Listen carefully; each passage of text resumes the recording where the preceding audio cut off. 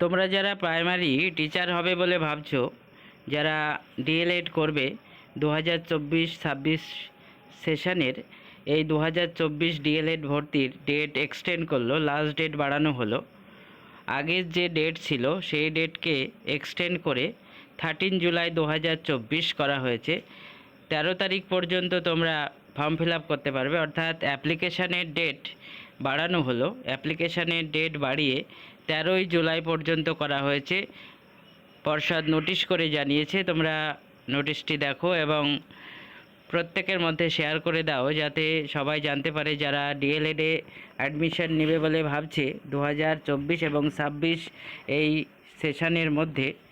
তারা কিন্তু আরও 13 দিন টাইম পেয়েছে। এই 13ই জুলাই পর্যন্ত তোমরা নতুন করে অ্যাডমিশন হতে পারবে, অ্যাপ্লিকেশন করতে পারবে।